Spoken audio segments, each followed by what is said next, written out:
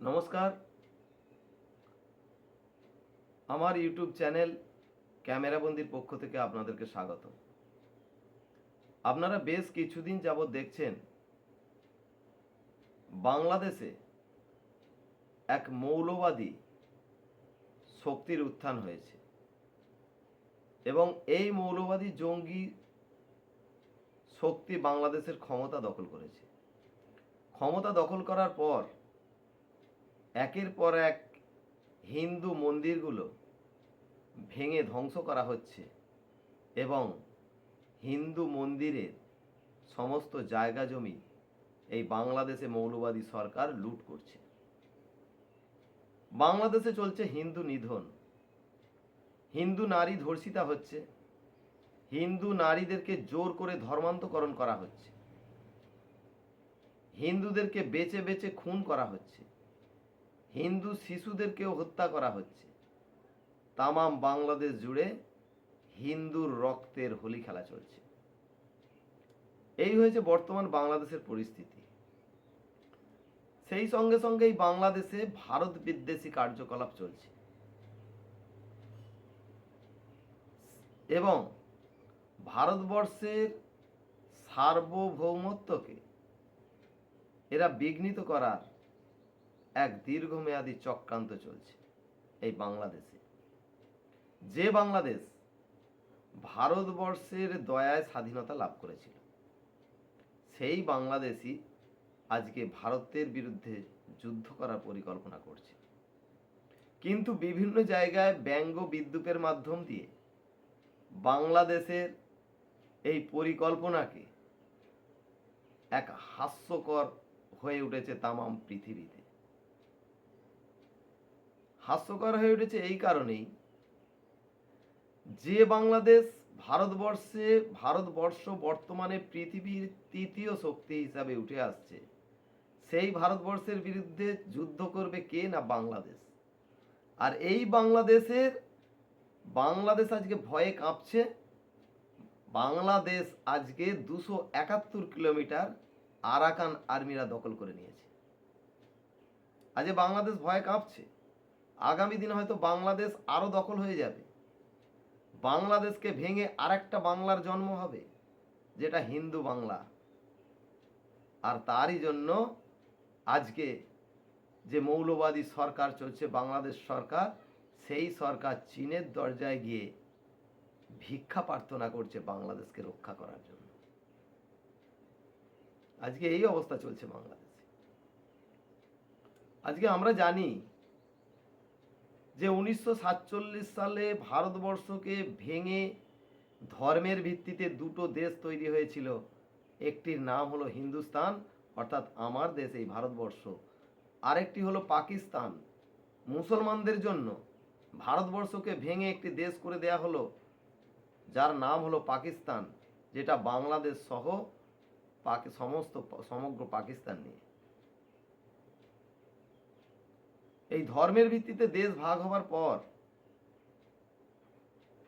প্রশ্ন আজকে উঠতেই পারে যে এই ভারতবর্ষ মুসলমান বাদে সমস্ত জাতির এই ভারতবর্ষ।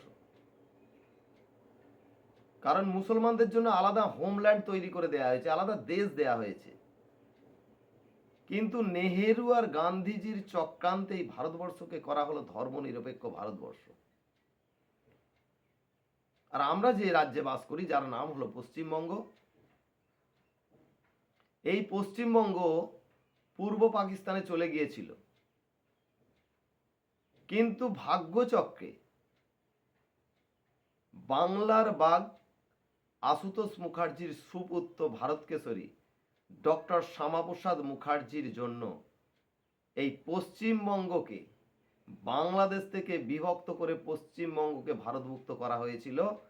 আজকে আমরা সেই জায়গায় দাঁড়িয়ে যে রাজনীতি করছি, বসবাস করছি, ব্যবসা বাণিজ্য করছি। কথায় আছে, কোনো মা বাবা যখন কোনো সন্তানের জন্ম দেয়, আর জন্ম দেবার পর সেই সন্তান যখন মা বাবাকে অস্বীকার করে, সেই সন্তানকে বাংলার মা বাবা কি বলে? বাংলায় একটি কথা বলে, যার নাম হলো কুলাঙ্গার সন্তান।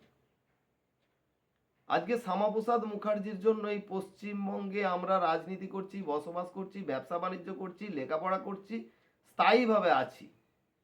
অর্থাৎ এইটা যদি কোনো মানুষ না স্বীকার করে, সেই মানুষকে বলা হয় কুলাঙ্গার সন্তান। আজকে বাংলা তথা ভারতবর্ষে কুলাঙ্গার দলের কোনো অভাব নেই, যারা সত্যি কথা স্বীকার করার জন্য।